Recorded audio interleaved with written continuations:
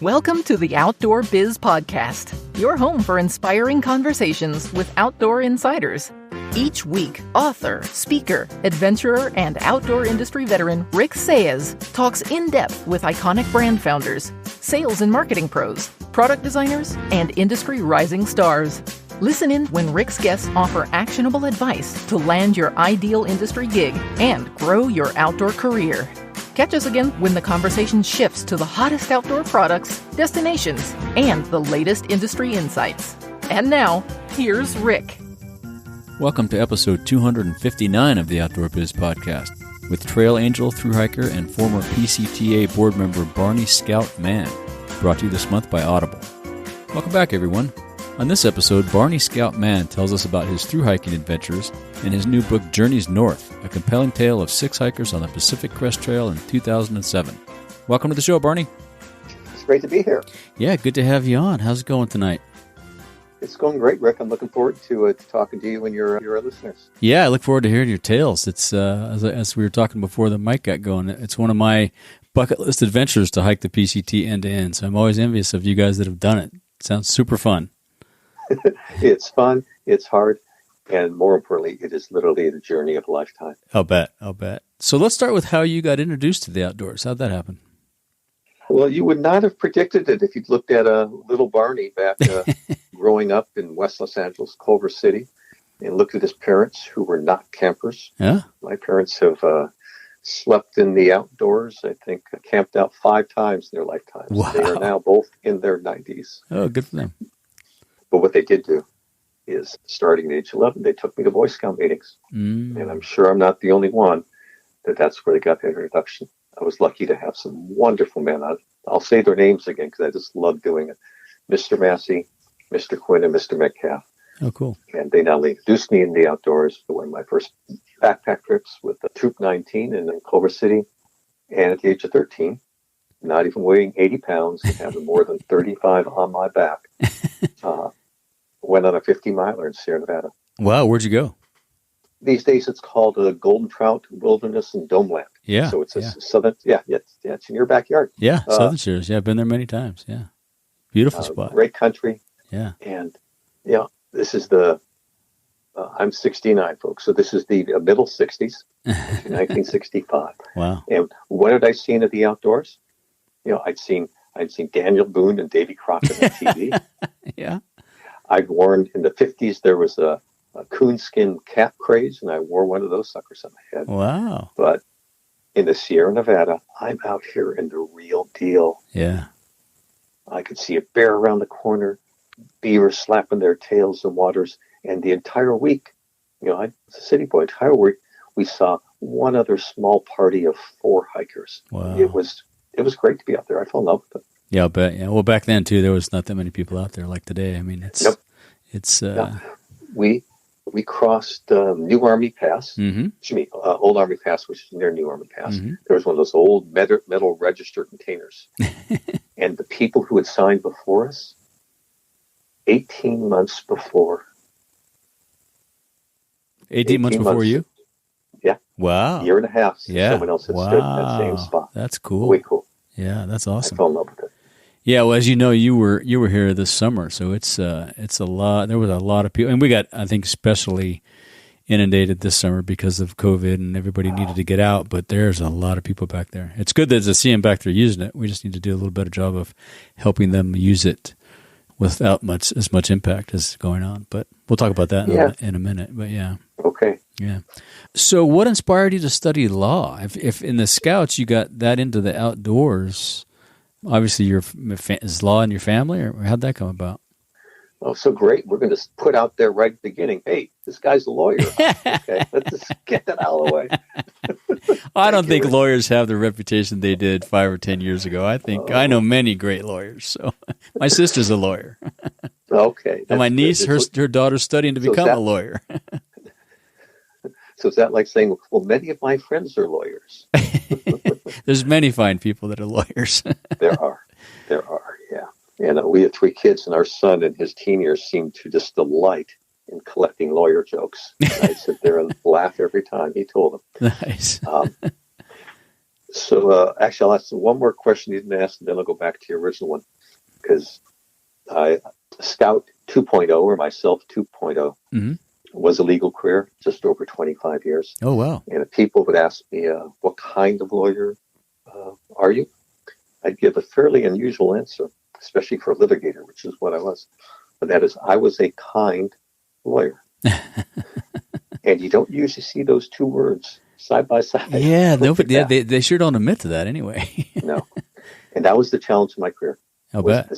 It was at the same time zealously representing my client and also being courteous, kind, and considerate. Well, you were unique back then, I guess. It was and still is a bit. Yeah, right. If we were on trail, I'd take a half hour to unpack that. But we're not. So I'll go back to the original question, is what inspired me. Yeah. And myself, 1.0 in careers was I was a summer camp director. Oh, okay. For a year, directed a summer camp in West Virginia. Wow. And then 3 years out here in our mountains, Southern California, near a town of Wrightwood, camp, all nations. We took 1,100 kids over the summer, 110 at a time, all inner city. Wow, cool. And so I came straight out of UCLA, degree in mathematics. I was summer camp director for 3 years full time. And I came off of that wanting another, as I called it, ivory tower experience before I went off the rest of life. And I thought law would be great. I'd seen this, I'm dating myself, but I don't mind doing Perry Mason on TV? Oh, I'd seen that too. No, the movie Paper Chase. Yeah, okay, yeah. Uh-huh. Yeah, I said, that would be just like playing chess for real. And so I went to law school. I didn't necessarily go to law school to be a lawyer. But I came out and got a job right away as a judge's law clerk. And then after 2 years, I was bit by the writing bug, and I spent 3 years writing the next great American novel, which sits in the closet somewhere. Didn't finish that one? No, I did. No, I finished it. I had some real interest in New York. I had 2 ladies for a major house right back. 2 pages single-spaced of how they wanted it to change. And Rick, I was 27 years old. And what did that 27-year-old Barney Scout Mann think? He thought, I don't want to do that. Yeah, right. And we started having kids. And I went on the rest of my life, which hanging out my law shingle and got my partner of 20-some-odd years fairly soon. And I practiced law. Cool. So that was how you became an author too then, right? That was my next question. Through the... It is. Yeah. It is. I love telling stories, and I want to tell stories. I love moving people, having you feel a little bit better at the end of the day, cool. Having you laugh and cry, bringing you into momentarily feeling what it's really like to be someplace you'd have never an opportunity to be there. And it's one of the things I did in the book we're going to be talking about, Generation North. How many people really get the opportunity to thru-hike? Gotcha. Yeah, not that many. Yeah. More so now, but yeah. More so now, but it's not that many. And it's my hope and goal is to take you out there and have you really feel, that's what it feels like. Yeah, and I love these people out here. Yeah. So that's what I wrote. And for the 25 years I was a lawyer, you do a lot of writing in the legal career. Yeah. But it's a different type. But on day I retired, my main partner at that time called me and was expecting some, words of wisdom on the day. Barney, what are you thinking today? It's, I actually looked it up recently. It's March 21st, 2010, 10 years ago. Wow. And here's the answer I got to give him. I told him, Steve, I have not thought about it once today. It is at 2:00, my first deadline for Backpacker magazine. And that's all I've been thinking about. Very cool. Very cool. So how'd you get connected with writing in the outdoors? Good question, because my novel certainly wasn't about writing. Always had a deep connection with the outdoors. I feel, as probably you do too, I feel you plot me down in the middle of any of whether it's desert, high mountains or oak forest, I feel more at home in the outdoors than I do if you plot me down on on a downtown street. Same. I certainly feel safer. Same here, yeah. And out there, you get different kinds. You get neat stories. Yeah. And in fact, the first one I wrote that got published a couple years for the backpacker one. It remains unique.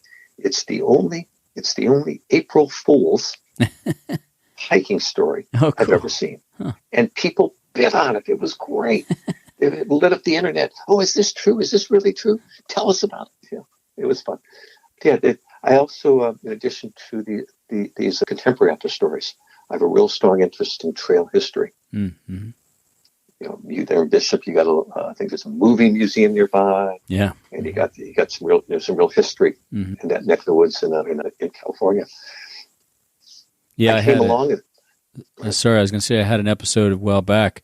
A guy in town named Andy Selters is kind of a Norman Clyde buff, so he knows all the stories of Norman Clyde. So he came on the show and told Norman Clyde stories for hours. So yeah, it's pretty phenomenal. Great stories. And the time I really got interested in this, starting about 2008 through the day, a few of these people were still alive. So the key people important in the Pacific Crest Trail history. Mm-hmm. People, you and I would not be having our conversation today, but for these folks. Mm-hmm. Some of them still alive or in their 70s, 80s, or 90s, many of whom had completely fallen off the radar. Mm-hmm. The first couple to actually do the entire trail. Oh, cool. 1959, Don and June Mulford, and they did it on horseback. Oh, well, I think I read about that, yeah. If you read about it, you read about an article by me. Oh, cool, yeah. Because they had completely fallen off. Don had died, and they'd taken a movie of this. Uh-huh. They'd been on national TV shows in 1960, and then literally, because it's not the internet anymore, right. They just fell off. And it was so wonderful to reintroduce that story. Oregon Public Broadcasting did a half-hour special on them. Oh, cool. June, in her 80s, was a good public speaker, and she and I would go around. And they're inspiring, wonderful stories that shouldn't be lost. And now they won't be. We've recorded them.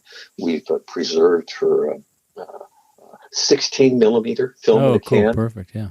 Did you digitize it? Yeah. Good. Yeah, cool. So where does all that stuff live? Can people find that? Is it on your site or? So June stories at both Oregon Public Broadcasting still has the half-hour special. Uh-huh. If you were to Google June Mulford, you come up with both my article in the Portland Oregonian as well as in the Pacific Crest Trail Association's Communicator. Oh, cool. Okay. But I'm hoping these will be someday Pacific Crest Trail Association will devote a little bit more resources and actually put these many of the history stories I've written are. That'd be great. They do have on their website. Yeah, I'll link to that in the show notes too, so people can find it. Yeah, that's cool. Yeah. So you had a writing career. How much writing did you do for some of these magazines and outdoor publications back in the day? Fair amount, sounds like. Well, the back in the day starts, about 2008 to 2009 to the present. Mm-hmm. And I have at least 50 bylines. I think I did a dozen, 15 stories for Oregonian. Oh, cool. I think right now for Backpacker Magazine, it's about 10 or 11 total. Mm-hmm. A lot for the Communicator and other outlets. Gotcha. Freelance pitching, as well as I have two other books that are out, one on the PCT and the other on the Continental Divide Trail, in addition to this present book, Journeys North. Yeah, we'll link to those too, yeah. So that job was probably the closest you came to a traditional outdoor job was your writing, correct? Yeah. Well, actually, it's interesting. I saw that question you had on this list, and I would have said that my summer camp director job was was an outdoor job. I introduced literally 1,000 kids every summer. Yeah. These were inner city kids in East Los Angeles, South Los Angeles, to the outdoors, who I'm sure this day are now those couple thousand, and their progeny are part of the great pool of buyers from all our great outdoor. Yeah, it's funny, right? I worked at Palomar Mountain in 83, 84, 85, I think, when I was working at A16 on the weekends at the outdoor school there. Super fun. Yeah. And outdoor camp is wonderful. It's fabulous. Yeah. It's a great experience. Yeah. Good way to turn those kids on. And we had inner city kids as well. So your inner city kids came from the LA area mostly? Yeah. The camp was free. They usually have a sponsoring organization. They come. And what was really neat, aside these kids, this is their first exposure. Yeah. They were all lower social, economic. Yeah. But they were kids, largely Hispanic and a black, almost entirely. And at home, if one of them was walking into the other's neighborhood, they were in deep trouble. Right. Mm-hmm. But here, they're in our camp, our turf. And here, you know what? Yeah. Our default position is we're nice to each other. Right. Yeah. Yeah. Also, We did that at Palomar. We mixed the inner city kids with the kids from La Jolla and whatnot. And it was super fun. They get off the bus, though, man. Their eyes were wide open and, they're all quiet. Mm-hmm. That was pretty cool. So your book, Journeys North, is about hiking the PCT end to end in 2007. That was a much different adventure 13 years ago. What do you think the most significant change is today? Well, I Gear, think obviously. The answers people expect are usually there's way more people, and that is true. Our year, maybe 300 folks set out with the intention to thru hike, if that. Yeah. Last year, 2019, that we had real numbers, more than 10 times that, over 3,500 people set out. We see them roll through Bishop starting about April. Yeah. Mm-hmm. But the answer that I give, and this is someone I thru hiked the Pacific Crest Trail in 2007. I did the CDT in 2015, Canister Trail, and thru hiked the Appalachian Trail just only 3 years ago. Okay. And the biggest difference, I would say, is electronics. Oh, yeah, that makes sense. That's across the whole spectrum. In 2007, and this will sound funny today, it was the tail end of the era when you were embarrassed for others to know that you were carrying a cell phone on the trail. Yeah. And you bounced it in your bounce box. You sort of keep it hidden. Yeah. 2007 was the summer that in July, Apple announced their first iPhone. Mm-hmm. And these days, it's like you had a woven blanket, and electronics weaves its way through everything. Yeah. Because you now have this phone, and so people don't carry paper maps. Mm-hmm. I do still, but the number of people carry paper maps, especially on a long trail, has gone down to a few percent. Yeah, a couple out of 100. Yeah, everything's on that cell phone. Yeah, remember back in the day we had all the topo maps jammed in your back. Oh yeah, had to piece them together when you're walking from one map to another. Where the hell are we? Yeah, that's funny. Yeah, and it's in your connectivity. Yeah, we should try at Forester Pass, the highest point of PCT. A not unusual thing these days. Folks would sit there and look around and they've typed in a text message and they're walking to find the one spot in Forester Pass where you hold up high enough you can get coverage. Yeah. And people will sit at night, walking along the trail. They'll be plugged in and listening to a podcast. Wow. Listening to a book on the AP in a shelter. The gut hook guide often says, "What's your internet coverage?" Is that? Yeah, I've seen that. Yeah, I've seen that question a lot. Yeah. We're going to take a little break and give some love to our sponsor. Hey, do you love to read but don't always have the time to sit down with a good book? I'm the same, and sometimes I just feel like having someone else tell the story. Well, if you use Audible, then you know. If not, you're missing out. It's like having a library in your phone, and I use it a lot. Audible helps the miles fly by when I'm on the road as I'm enjoying great books I discover or are recommended by friends. Get your free audiobook download and a 30-day free trial at audibletrial.com/theoutdoorbizpodcast. There are over 180,000 titles to choose from. Go to audibletrial.com/theoutdoorbizpodcast and start your free 30-day trial with Audible today. And now back to the show. So back in 2007, obviously you cooked. When you did the Appalachian Trail recently, did you take a stove? Because one of the things I found interesting, I picked up a few PCTers, I think it was last summer, gave them a ride to Reno, and they didn't take stoves. They had the cold soaking method going on, and I was just like, man, I can't do it without a cup of coffee in the morning. You're seeing a higher and higher percentage. Now, 2007, I can't think of anyone. Probably nobody did. Who went cold. Yeah. And 5, 6, 7 years ago, there's some well-known ultralighters and long-distance guys who started. Scott Williams, who did the first yo-yo, single year, 2 ways to PCT. He's a cold hiker. And these days, maybe it's up as much as 20%, which is a lot. Yeah, that's a lot. But I've always cooked, and not for my coffee. Actually, I don't drink that, and I do a cold breakfast. My breakfast tends to be a Pop-Tart, and I put it in my Pop-Tart warmer, which is my pocket. And somewhere after an hour, I realized I do need to eat, so I start pulling out. Yeah. But I do love a warm dinner. Yeah, same. Yeah, me too. Yeah, got to have warm food. Yeah. So you and your wife are also trail angels. Tell our listeners about that. What do you guys typically do? So we have a house in San Diego, and our kids have moved out of it. And it's a good-sized house, a good-sized backyard. And in 2006, the year before we did our own thru hike, we opened up our house and hosted 17 starting PCT hikers. Take them to the airport, train station, feed them 1 night, 2 nights. They need to send some resupply up the trail. Everyone needs to get fuel because you can't fly with it. Yeah. And then 6 a.m. in the morning, drive them out. The year we did it ourselves, 2007, we actually had 35 people. Wow, cool.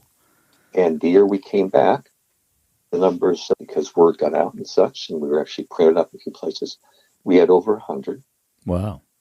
And every year since then, literally between a third and 40% of that year's class over 2 months or so stays in the house. Wow, that's which cool. In 2019, we had over 1,200 people stay with us. Wow. So what period of time does that happen? That just happens over the month when everybody's starting out, typically? No, just over 2 months. Gotcha. Okay. Mid-March to mid-May. Yeah. And we have a pool of over 80 volunteers who help out. Mm-hmm. This is all free. You know, we had so much kindness come our way. It's fun. You know, we really get to have a chance to make a positive impact on folks that are very vulnerable and exciting and frightening. No, that's great. Yeah, that's great. Yeah, that's awesome. And so now when you take them into town, I guess the only opportunity to buy gear is REI, right? Well, this year, we used to with Adventure 16. Yeah, Adventure 16 is gone.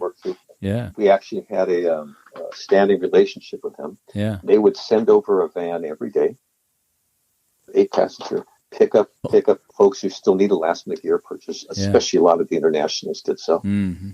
And they would also, because we're producing a lot of recycling and a lot of trash, a lot of cardboard, they'd pick up that. Oh, cool. And take it to their storage. It was just a really good relationship.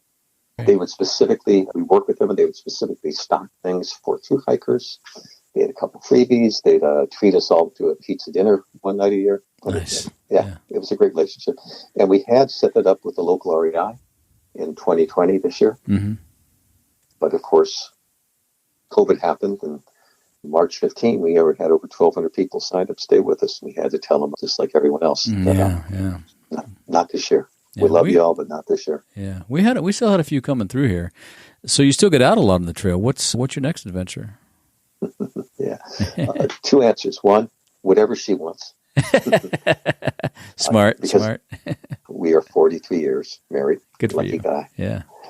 But my last 2 long hikes have been largely me. She did 600 miles in the CDT and the AT. She came out a number of times. Mm. But I want to really make sure that we're knocking off her bucket list too. Mm-hmm. Cool. That's great. But the next long hike I have on my radar screen is maybe next spring, because it's hard to say whether we'll be able to host hikers again, do it safely. And if we don't, I'll distract myself. And I'd like to do the Arizona Trail. Oh, cool. Yeah. About 800 miles from the border of Mexico to the north end of Arizona. It really intrigues me. Yeah, that's a good idea. I had a guy on the show a while back that ran that trail, I think. Yeah. Cool. Pretty interesting thing. Yeah. So speaking of all the impact and stuff we're seeing, do you have any thoughts on how those of us that are in the industry can help mitigate the impact we're seeing? Educate these people, or not? I don't know what the answers are, but it's probably not any one answer, actually. Yeah. So that's, it's not just industry. Right. It's across the board. I was the board chair of the Pacific Crest Trail Association for 3 years. Mm-hmm. These days, I'm a board president for a national organization. It's what we're all trying to do is deliver a consistent message, trying to dampen down the outbreaks of people flinging heat at each other. I mean, this year, the PCT, you had a lot of people who really wanted to get out. Mm-hmm. And you had a few that did, maybe 10%, 300-400 actually did get out this year. And you had people say, "Oh, you shouldn't be doing it." Right. Yeah. And none of us think we're all trying to do the best right now that we can. Mm-hmm. And so this is especially an important time to be pushing positive messages. Yeah. Success, those who are and looking a bit more local. Every one of our areas have all of which uses outdoor gear. Every one of the areas. I was on a TV show in Chicago. What's the deal? What are our local hikes? And I'm across country, and in minutes, I had great local hikes. Yeah, they're all over. They're all over. Yeah. And so I would encourage outdoor industry to be emphasizing local, getting outdoors, being thoroughly aware you're getting a new audience as well as a whole group. Right, exactly. Right. More people from outdoors, fanning the flames of that in a positive way. So it's a great time to maybe reaching out and doing some tie-ins to those who are doing the training, whether it's Sierra Club, whether it's Boy Scouts. There's lots of trail organizations. And I'm also hoping that the outdoor industry will be one of the ones that will and I think should survive pretty well. Yeah, I think we'll do all right. Yep. And I think it's critical too to support all the agencies that help, Forest Service and BLM and all those folks to clean the bathrooms and manage the trails, because those things. I have some friends here that work for the local Forest Service, and they don't have any money. They can't do anything, and it's we got to figure out a way to turn things around so that they can do their job. So, yeah. Well, one of the things that's actually happening on the ground is that a good part of of trail maintenance these days is private volunteers. Yeah, that goes on a lot. Yeah, there's a bunch of groups here. Yeah, Pacific Crest Trail Association. Yeah, under their auspices, 100,000 trail maintenance hours last year. Oh, that's great. Yeah, awesome. And a lot of times we're working with outdoor industry partners in that. That's cool. So let's shift gears a little bit. What other outdoor activities do you participate in? Do you bike? Do you paddle anything? A little bit. I've been a jogger outdoors since I was 20. Oh, okay. 1971. Wow, good for you. 4 to 6 times a week. You have good knees. Oh, knock on wood. Exactly. I get out there maybe 3 miles a time, but it enables me to still do it 20 miles plus days on the trail, which I love. Yeah, that's great. And do you have any advice or suggestions for folks wanting to get into the outdoor biz or get into hiking, or maybe join the PCT? How do they join some of these 8 nonprofits that we have? So you asked 3 different questions. Yep. The first one, get into outdoor biz. Yeah. I'll pick that one up first. Okay. I actually thought about it, and I got one. Mentor. Good. Look for folks, whether they're contemporaries, who have jobs you'd like to have. Look for folks who have jobs where you'd like to be 10 years from now. Meet them at a conference. Reach out for them. Especially if it's easily. Find them on Facebook. Just pop them a message. Hey, I'd like to get started. Yeah. Be respectful. Show them that you've done a little bit of homework. Right. And often, you send out 10 of these, and maybe 2 will respond. And all of a sudden, you'll have a friend on the inside. Yeah, that's good advice. Mentor. The third was the nonprofits. Yeah. Any of you who are not a member of at least one outdoor or one trail nonprofit, please do so. I'm president of the Partnership for National Trail System. We are the umbrella group for our 30 national scenic and historic trails. So there's not just the PCT and the AT and the CDT. There are 30 of them. Become a $50 supporter, please. Partnership for plenty of National Trail ways. System. Yeah. Lots of local groups. And then once you become a member, you'll hear about all the volunteer opportunities. And many of you have areas of expertise. You can really, really make a significant difference by showing up. That's a good idea. Yeah, that's good advice. Yeah. What's your favorite outdoor gear purchase under $100? Well, I can tell the one that has given me the most pleasure over the years. Actually, there's 2. I'll list one. But the Petzl E-Lite. Yeah. So in the PCT, I carried an 11 grams. 11 grams is the weight of right around 3 pennies light. So it's these little, it's more the size of a keychain little guy, because I'm an ultralighter. But I think there's a program for ultralighters. I know the weight in grams of far too many things. And that's it's a sickness. But I was carrying 11 grams. That's why you have good knees, because you managed all that weight. That could be it too. I no longer carry 35 pounds like an 80, right. 13. So I carried this 11 gram light, and then I saw I had headlamp envy. I saw a guy about mile 1,500, and he has this little pencil, Mm-hmm. It only weighs an ounce, 28 grams. Yeah. And boy, he can do so much more, and, night hike with it, and it's only 28 grams. So at an outfitter in Shasta City, I went in and I bought my pencil E-Light, which I still have, and I love it. Yeah, those are good. Yeah. It feels like a luxury item. Yeah. That's a good one. What was the other one? You had another one? Yeah, and that's we switched over from the homemade alcohol stove. Mm-hmm. That's another change is in the trail in 2007, AT and PCT. 80% of people were using less than 1 ounce, two bottoms of a Pepsi can alcohol stove. Oh wow! That's what we did. Yeah, you would make them. It didn't take much, but with fires and such, everyone that switched away, they are unsafe. Yeah, yeah, right. It was an art field using. And so when I switched over to the standard screw on a canister stove. Yep, those are good. Which one do you have? Oh, I have a titanium, sorry to say, Chinese Mm-hmm. under 1 ounce. Yeah, I've seen those. 7/8 of an ounce. Yeah. I love it. Yeah. Because it's 7/8 of an ounce. Right. It works really well. I have used it the entire CET and the entire AT. At times cooking for two when my wife was with me, at times for one. Mm-hmm. And it costs $25. It takes usually 8 weeks to get delivered because it's coming from out of the country. And I love that little boy. Yeah, I got one from Mark Hill that I bought years ago, and I won't give it up. It's just, it's lighter than even the ones they have today. It's just one of the lightest things I could find, so I stick with it. Yeah. What are some of your favorite books, whether they be on hiking or outdoors? Obviously, your book has got to be up there. I can't wait to dig into that here in another week or so. Yeah. Yeah. Well, in addition to mine, Journeys North, a blistered kind of love. Husband and wife, each alternating chapters. My wife and I actually read it out loud to each other, switching. Oh, chapters. Cool. More recent, again, PCT book, I Promise Not to Suffer, 5 years ago. One woman who had no idea that she'd ever do a thru hike. And her husband drags her out to it. She has a great time and writes really well.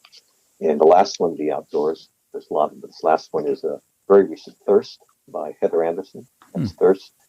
It's a story of her setting a fastest known time on the PCT, and even more so. I mean, that's great. But what I love about it is the backstory. And that this Heather graduated high school as a 200-pound Oreo-eating woman who never would have thought. Wow, good for her. Wow. And here she is today, a world-class athlete and hiker and great writer. That's very cool. Yeah, good. We'll link to those in the show notes, yeah. Great. And then my two all-time books are probably John Irving, Cider House Rules. He wrote most people know him for The World According to Garth. And then Pat Conroy, who wrote Prince of Tides. And these are just big, rollicking storytellers, great stories, great writers. Yeah, those are good, yeah. If you could have a banner at the entrance to one of the outdoor adventure trade shows, what would it say? Easy. It would say two words. It would say, be kind. I love it. Yeah, love it. I was interviewing the guy that Todd Walton recently, and that was one of their mottos is ski kind this year. Yeah, it's just that's comes up a lot as kindness these days. We all do our thing, and we do it our way, and even if it's not the best way, you don't have to be a jerk about explaining or educating someone on how there might be a better way to do it, but be kind. Yeah, I love that. That's perfect. And kindness breeds kindness, just as the opposite does too. Right, yeah, right. For the entire 5 months in 2007 that my wife and I were out there on the trail, we'd leapfrog and be around a decent number of people, and sometimes the most awful of circumstances. Yeah. I never once heard someone say a mean or unkind word to another. Yeah, that's great. Yeah, that's good. As we wrap up, is there anything else you'd like to say or ask of our listeners? Well, I spent 10 years in Journeys North. And it's not your typical outdoor memoir. Yeah, you'll get scenery. The trail, if anything, is another character. But what it is, it's a people story. And I will take you into having a dinner in an outhouse and enjoying it. I will take you, whether you're a hiker or not, and for moments you'll experience what it's really like to be out there on a 21st century wilderness journey. Cool. And I'll make an apology in advance, because once you hit the last third, I might keep you up late at night. So, folks, I really hope you'll give Journeys North a chance. I wrote it for you. Cool. Well, we'll link to that in the show notes. Yeah, I can't wait to dig in. It's who did the artwork on the cover? That's beautiful. So the artwork, it's one of the only time Mountaineers Books publisher can we call commissioning an artist to do the artwork and cover. Obi Kaufman, a well-known West Coast painter, and he did a beautiful job. Yeah, beautiful. Yeah, I love that. Yeah, that's awesome. Well, we'll put a link to that in the show notes so people can go pick it up and make it their reading for the next few months. Where can people find you if they'd like to follow up? What's the best? You can find me easy as my name is Barney Scout Mann. Each one spelled normally. Mann's with the 2 N's at the end. So my website is barneyscoutmann.com. Social media, I like Instagram the best. I post some fun things there. And that's under the book title with the period between it. So that's journeys.north. Cool. And you can please pick up a copy and have a link to it at either Amazon, your local independent bookstore, or you can get a signed copy from me at no extra cost on my website. Oh, cool. Yeah. Well, we'll link to all that stuff in the show notes. Well, it's been great talking to you. I hope to see you next time you come through Bishop. Rick, I'll make a point of it. I'm not sure whether I'll stop at a Schatz Bakery first or stop by this. Hey, go to Schatz first. Or I'll meet you at Schatz. How about that? That's better yet. Better yet. Thank you for joining us on another episode of the Outdoor Biz Podcast. Be sure to visit our website, theoutdoorbizpodcast.com, where you'll find show notes with links to everything we talked about and more. Subscribe to the show on Apple Podcasts, Spotify, or wherever you get your podcasts so you'll never miss an episode. And while you're at it, if you found value in this show, we'd appreciate a rating on iTunes. Or spread the word and tell a friend about the show. That would really help us out too. Be sure to tune in every week. And thanks again for listening to the Outdoor Biz Podcast with Rick Saez.